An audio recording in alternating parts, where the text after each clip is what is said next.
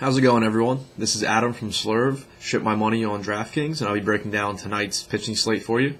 I'm going to start with a couple guys I like for cash games, and then move into GPP options that I think have a lot of upside, but are maybe a little bit riskier. And then I'll finish up with the stacks that I plan on targeting tonight in GPPs. For this slate, I think most of the pitchers I like on both sites. So unless I, say something differently, just assume that I like them on DraftKings and FanDuel. So starting with my cash game plays, I like Jared Eichhoff a lot. I think he's a must for cash tonight. Going against the Braves, the Braves only strike out about 20% of the time, but they just don't hit well at all. They have 65 WRC plus against righties. Eichhoff's a pretty good pitcher. He's priced at 8,000 on DraftKings, which is more than fair, and 6,900 on FanDuel, which I think is just a mistake. So he'll be really high owned, but in your cash games, that's fine. Just lock him in and move on. If on FanDuel you don't want to go with Eichhoff, Scherzer's price is too low also at 9,100 against the Tigers, but I just think Eichhoff's a much better play. On DraftKings, I do like Scherzer as my number 2 pitcher at 11,300, facing a Tigers team who, they have righties that can hit, but they strike out about 24% of the time. Scherzer strikes out about 25% of batters he faces this year with a 3.78 xFIP, 3.65 Scherer. He's just a pretty solid pitcher.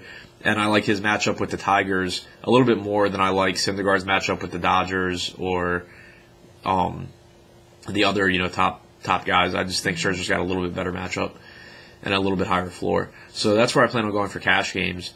Moving into GPPs, on DraftKings, I love Drew Pomerantz tonight.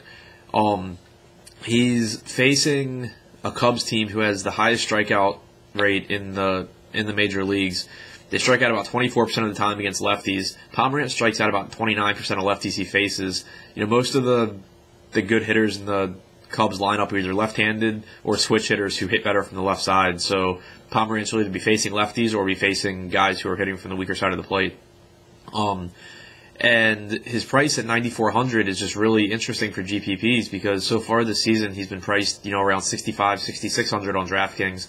And people have been playing him, and he's been putting up good numbers, but now he's got a $3,000 price increase.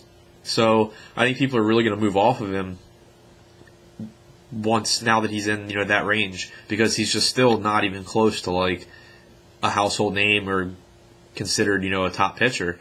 But he's just been really, really good. He's got an elite strikeout rate this year, and it's a really good matchup for him. And he's just going to be really low owned, I think.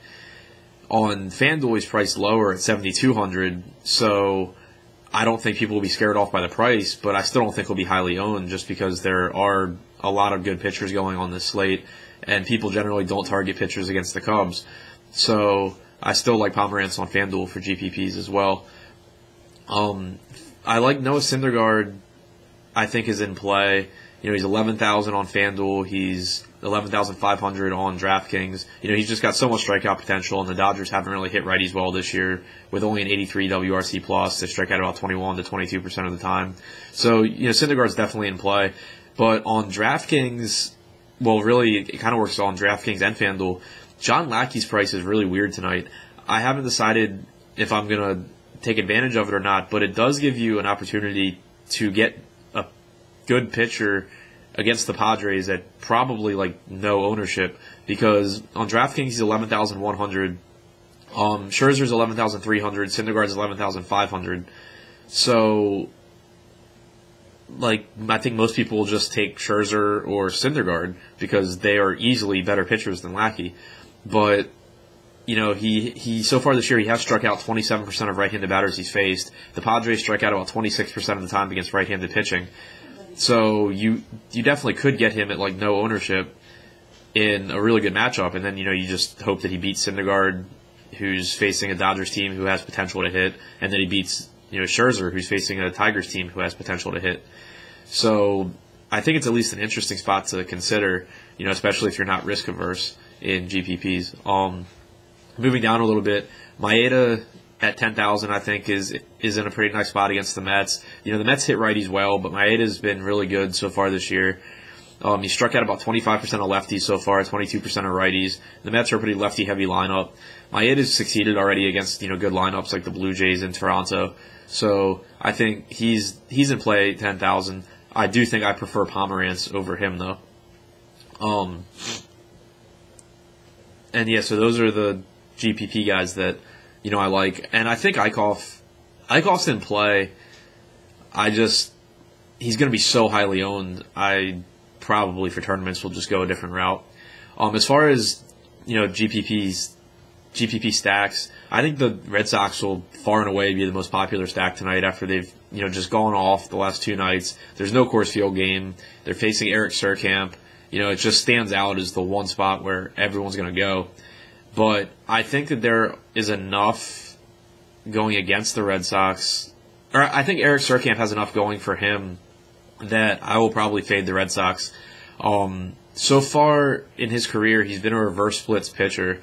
The Red Sox are a really right-handed heavy lineup, and I'm willing to put a little bit of weight into his reverse splits because if you look at his pitch values, his cutter grades out as far and away his best pitch, which is a pitch that coming from a lefty is difficult for righties to hit because they just make a lot of soft contact on it.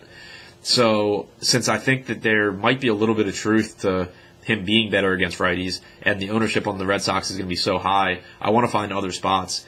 And I'm going to look to that game in Cincinnati that looked good last night, but it got rained out.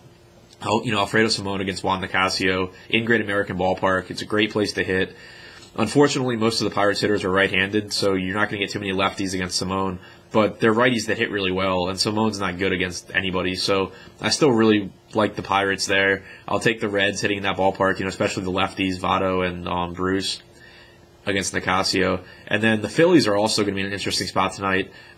Chacin just got scratched because he's being traded to the Angels. So Williams Perez is making the start for the Braves. He's really, really bad. So at least as a mini stack, I definitely will be interested in Herrera, Franco, and Ryan Howard going up against Williams Perez as a way to just have a different GPP lineup. I also will say, as far as the Red Sox go, I'm definitely interested in having David Ortiz just as a one-off in my GPP lineups because I assume Ramirez and Ortiz will be in the lineup. Ramirez had a huge game last night. Him and Ortiz play the same position, and Ramirez on Surkamp's going to be righty versus lefty. So I think people will, when they're stacking the Red Sox, tend to go with Ramirez more than the lefty-on-lefty matchup. But Ortiz can hit lefties, and Surkamp in his career has been worse against lefties. So I think that's a spot where you can kind of just grab probably the lowest owned hitter in a Red Sox stack tonight, and then use him as a one-off in your Red stack. Well, not your Red stack as a Votto, but your Pirate stack. It would work perfectly. So that's what I'm thinking for right now. Definitely stop in the Slurve later before lock and get my thoughts as I'm actually building my lineups and figuring out what actually works. And good luck today, guys.